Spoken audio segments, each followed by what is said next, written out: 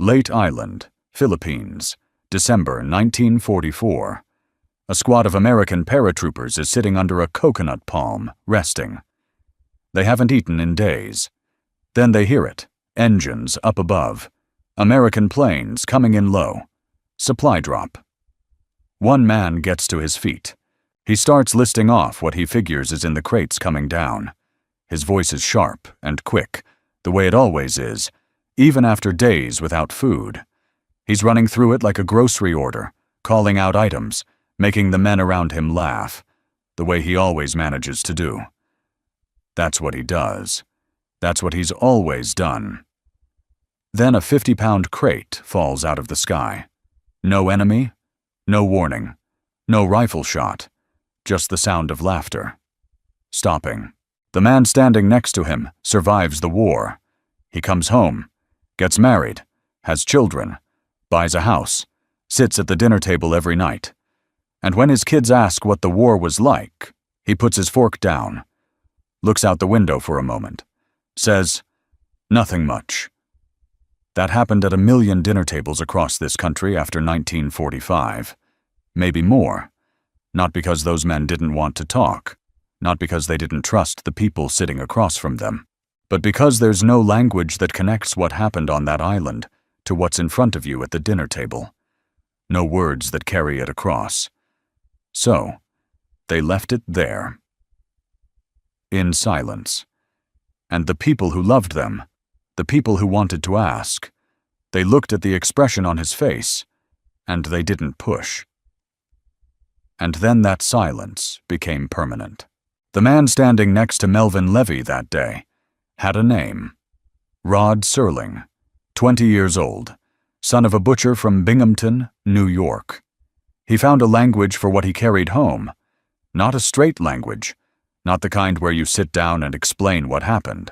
He turned it into stories about fate that makes no sense, about moments where the world stops working the way it's supposed to, about the split second where everything changes and there's no reason for it, no lesson, no justice, just one man standing and another man not. He called it the Twilight Zone. Millions of Americans grew up watching that show and never knew what they were actually looking at.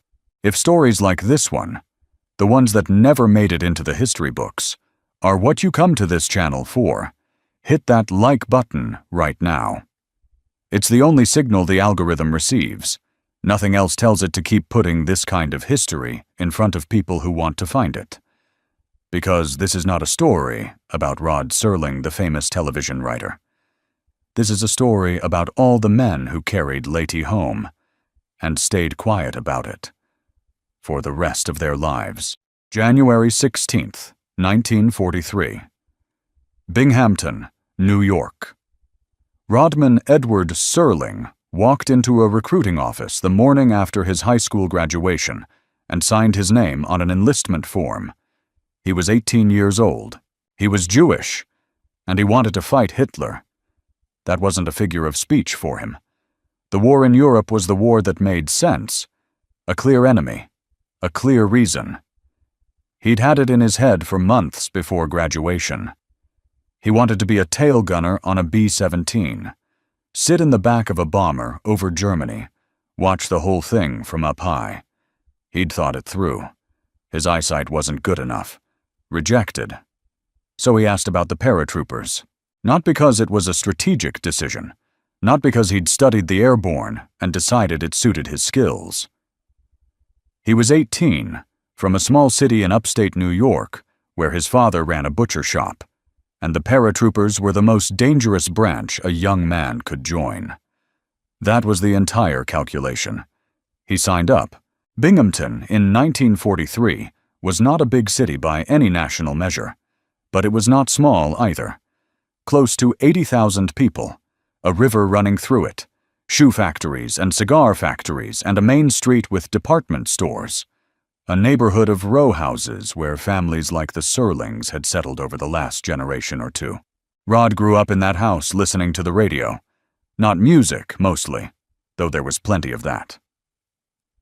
He listened to the drama programs, the thrillers, the mystery serials, the fantasy shows, Arch Oboler's plays, Norman Corwin's radio dramas. He'd sit close to the set and listen to the way a voice and a few sound effects could build an entire world that wasn't there a minute before. He'd tried his hand at writing for the school paper, tried radio at a local station. Nothing published, nothing that went anywhere. He was a kid from a factory town in wartime, and none of that felt like it meant much yet. When the orders came down, sending him to the Pacific and not Europe, to fight Japan, not Germany, he was disappointed. He'd wanted Hitler. He got something else entirely. Camp Toccoa, Georgia, 1943. The 511th Parachute Infantry Regiment of the 11th Airborne Division was forming up there, and Rod Serling showed up to join it. The minimum height requirement for paratroopers was 5 feet, 5 inches. Serling was 5 feet, 4.5, half an inch short. He was told no, he didn't accept that. He went back, he argued, he pressed. Whatever conversation he had with whoever was making that call, it went on long enough that they gave him an exception and let him in. Half an inch. That's the gap between Rod Serling spending the war at a desk somewhere and what actually happened to him. At Toccoa, with the training grinding and the weeks running long, Serling found his outlet in the boxing ring. He fought as a flyweight, barely over 112 pounds, 17 bouts. People who watched him described his style as something close to a berserker. He came in fast, and he came in hard, and he didn't do a lot of calculating once the bell rang. He got his nose broken in his first fight. He got it broken again in his last one. He made it to the second round of the divisional finals and got knocked out. He tried the Golden Gloves after that. Same result. He lost more than he won, and he kept getting back up. That was the thing people noticed about Serling. Whatever he was pointed at, he went straight at it. The restraint that most people develop, the moment where you stop and ask yourself whether this is a fight worth having, he didn't seem to have that switch, or if he had it, he rarely used it. That was going to cost him. At some point during training, accounts differ on exactly how it happened. Serling ended up on the wrong side of someone with authority over him. The record on exactly what happened is incomplete. Accounts differ. What survives is this. His platoon sergeant, Frank Lewis, put it one way. He didn't have the wits or the aggressiveness required for combat.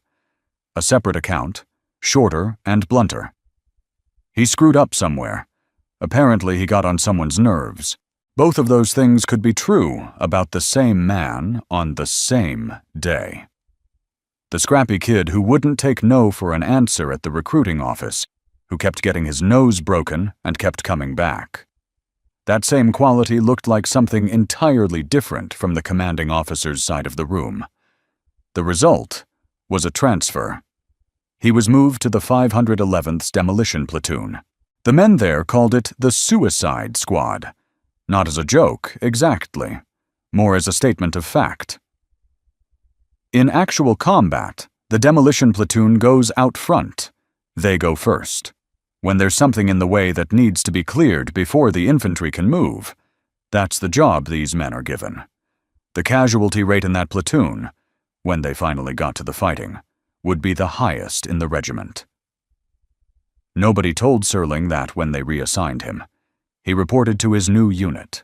There is something worth stopping on here.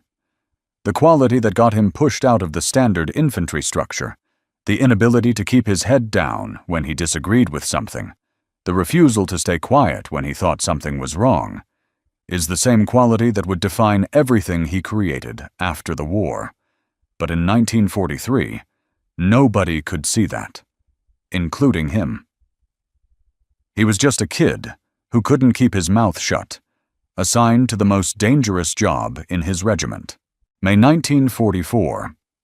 The 11th Airborne Division shipped out of California on the troop transport SS Sea Pike and sailed west toward New Guinea. They landed at Dobodura, in the eastern part of the island, and they waited. for months.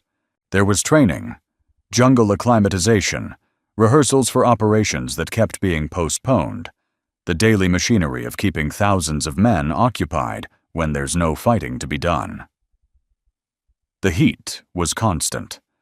The rain came in hard and fast in the afternoons, and then the humidity climbed back up and sat on everything like a wet blanket. Serling had a lot of time to think. He wrote a poem during those months, not for publication, not for any purpose beyond putting something down. The opening lines, "Down here there are no 10 commandments, and a man can raise a thirst. Here live the outcasts of civilization, life's victims at their worst.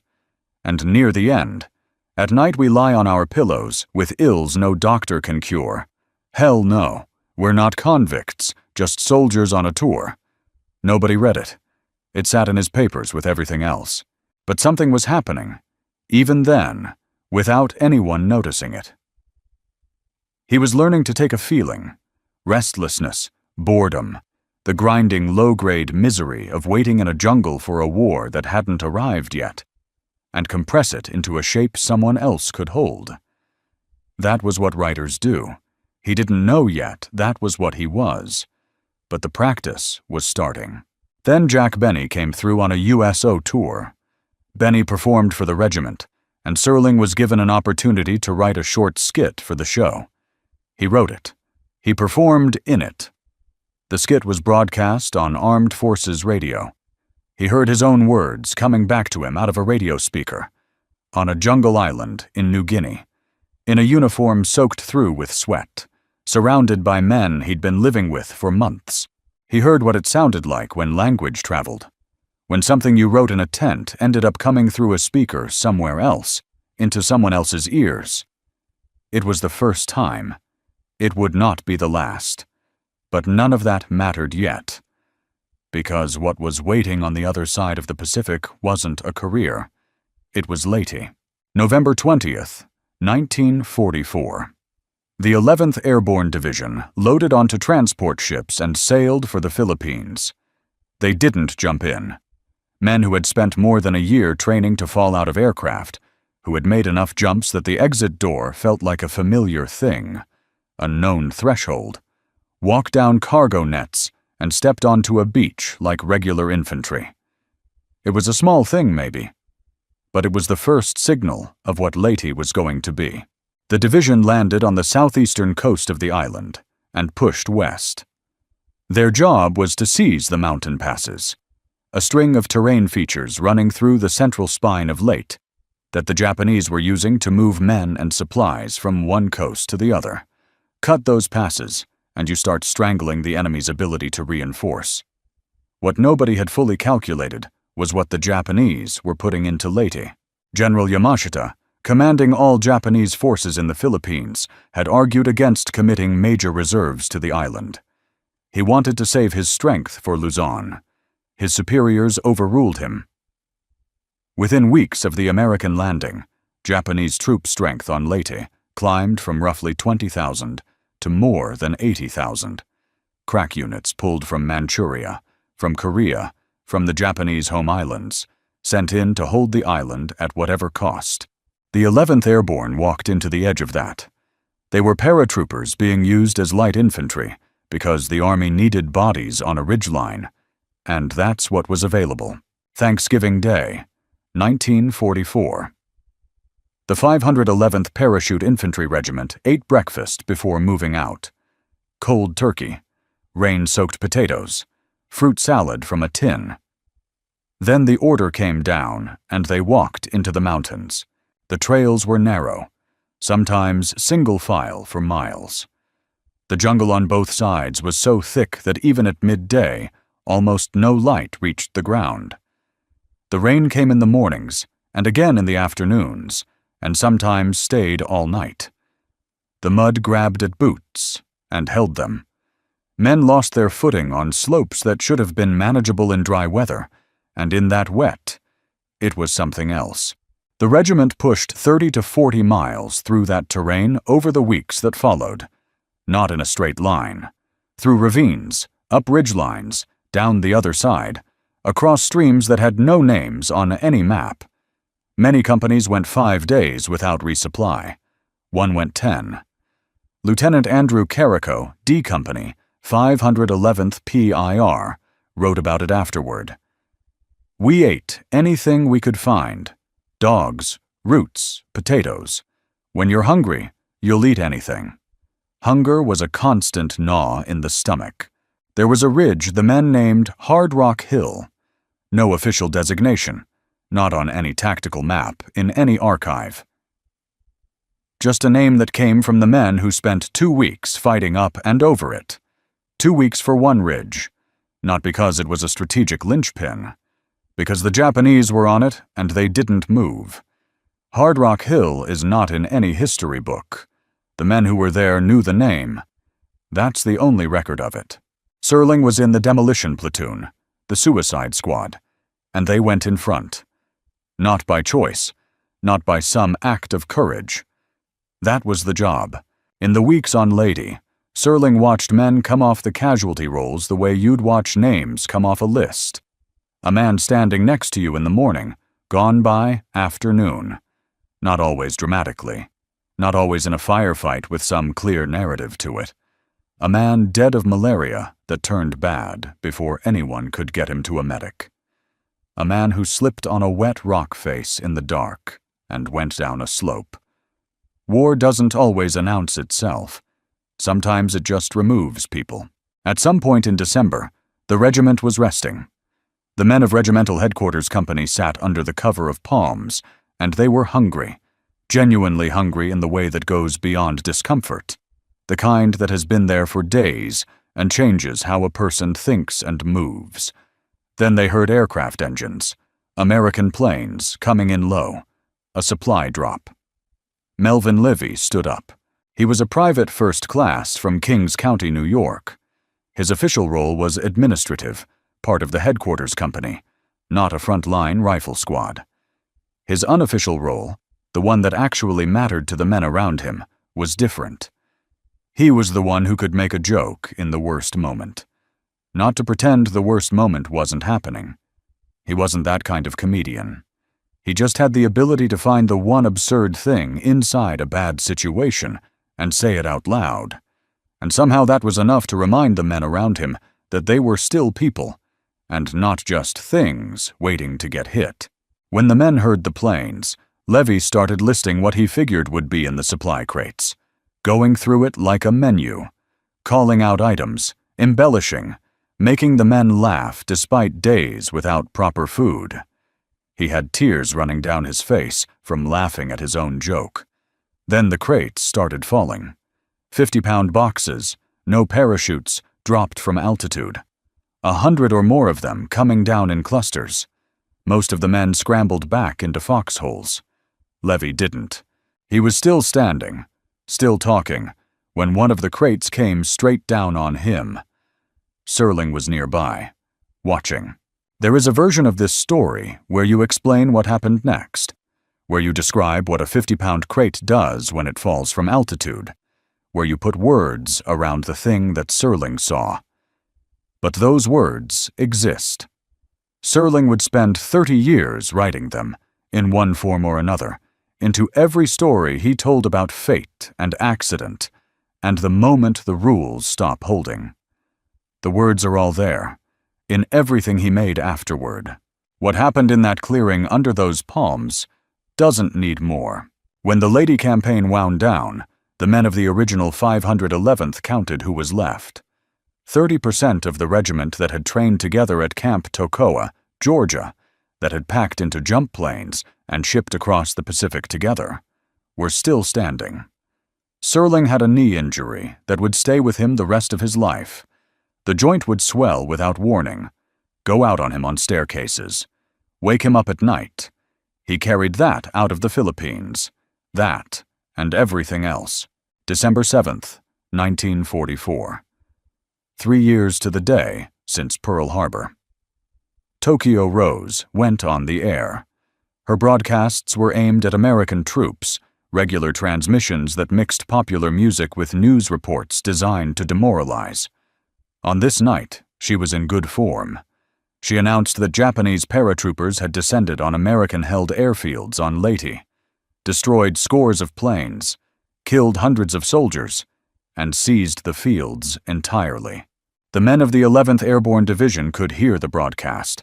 They were standing on the ground she was describing. Melvin Levy had been dead for days. Nobody said anything about the broadcast. Nobody needed to. Rod Serling came home with a Purple Heart, a Bronze Star, a knee that didn't work right anymore, and the habit, picked up in the Philippines, never broken, of smoking 2 packs of cigarettes a day. He was 21 years old. His daughter Anne would write about it years later. She remembered hearing him cry out in the night. In the morning, she'd ask him what happened. He'd say, "I was dreaming. I was back in the war. The enemy was coming." Then he'd eat breakfast and go about his day. And nobody said anything more about it. In 1946, more than 16 million Americans came home from the war. There was no word for what many of them were carrying. Shell shock was the term from the previous war. Doctors used it sometimes for the worst cases. Most cases weren't the worst cases. Most were men who slept badly and startled easily and didn't talk about certain things, and the country had no real language for that. What the country had was a GI Bill and a housing boom, and the reasonable expectation that men who had served would now come home and get on with it. So they did. They married. They had children. They bought houses on streets that were being built as fast as the lumber could arrive. They went to work. They mowed the lawn on Saturdays. And at the dinner table, when their kids asked what the war was like, most of them gave some short answer and moved on. Or they just went quiet for a moment. A particular kind of quiet that the people who loved them learned over time not to interrupt. The silence settled in over years, and then over decades. The men got older. The children grew up. The questions that were never asked in 1947 were still not asked in 1957 or in 1967. The silence became the shape of the relationship. Not hostile, not cold, just a room with a door that was always closed, and everyone knew not to try it. And then one day, the man was gone, and the door was closed for good. That arrangement, the silence on one side, the not asking on the other, held in a lot of families until there was no one left to break it. Serling enrolled at Antioch College in Yellow Springs, Ohio on the GI Bill. He planned to be a physical education teacher. He started writing instead. "I was bitter about everything, and at loose ends when I got out of the service," he said later. "I think I turned to writing to get it off my chest." At Antioch, in his early 20s, he wrote a short story. He called it First Squad, First Platoon. 5 chapters. Each chapter is the death of one man from his platoon on Leyte. He used the real names. Melvin Levy is in there, introduced in Serling's words as the humorist of the squad, the wag, the wit, the guy who lived for laughs. The story follows the platoon through days of starvation, through mud and rain and the close fighting in the jungle, until the supply drop. As in life, a crate kills Levy. Serling put it on paper and sealed the manuscript away. Here is the part that stops you. He had no children when he wrote that story. He was 22, 23 years old, unmarried, no family of his own yet. But he dedicated the story to his children. The ones he hadn't had, might not have. Dedicated it to them with a message. Remember that war includes a semblance of the feeling of a torn limb, a burnt patch of flesh, and the hopeless emptiness of fatigue. Those things are as real as uniforms and flags, honor and patriotism. A 22-year-old man in a dormitory room in Ohio, writing to children he didn't yet have, asking them to remember something he knew the world would try to let go of. That story stayed in a drawer for close to 80 years. It was published for the first time in 2024. By then, Serling had been dead for nearly 50 years. But something else happened in those years between Antioch and the end of his life. Serling figured out a way to say it indirectly. Television in the late 1950s was not a place that welcomed the things he needed to say. Sponsors controlled content in ways that are hard to imagine now. A drama that touched on race, on war, on the specific texture of what men carried home from combat. That drama got interference, got rewritten, got pulled. Serling fought those battles more than once and lost more than he won. So he went sideways. He built a show where the rules of ordinary life could be suspended, where the thing you couldn't say directly about fate, about the split second that separates the living from the dead, about the way the world doesn't always operate on principles of fairness or meaning, could be said through a science fiction frame, a fantasy premise, a story set somewhere impossible. And people watched. The Twilight Zone ran for 5 seasons, starting in 1959. Serling wrote or co-wrote 92 of the 156 episodes himself. He delivered every opening narration in person, standing in front of the camera in a dark suit, with that voice. The voice that had first gone out over Armed Forces radio from a jungle in New Guinea. Episode 19 of the first season is called The Purple Testament. It's set in the Philippines, January 1945. A lieutenant in an American infantry platoon develops the ability to see death on the faces of men before they die. He can look at a soldier and know, before any shot is fired, whether that man is coming back. Serling wrote the opening narration himself. He delivered it himself. Infantry Platoon, U.S. Army, Philippine Islands, 1945. These are the faces of the young men who fight, as if some omniscient painter had mixed a tube of oils that were at one time earth brown, dust gray, blood red, beard black, and fear, yellow-white, and these men were the models. He wrote that from memory. He didn't need to research it. He knew what those faces looked like. After the war, Serling had a silver bracelet made, a paratrooper's bracelet, a small piece of metal to commemorate what he'd been part of, what it had cost. He wore it every day for the rest of his life. His daughter Anne. Everything my father had taken for granted as a child suddenly became precious to him, because he had thought he was never going to see any of it again. Joseph Heller came back from World War II and wrote Catch-22. Kurt Vonnegut came back and wrote Slaughterhouse-5.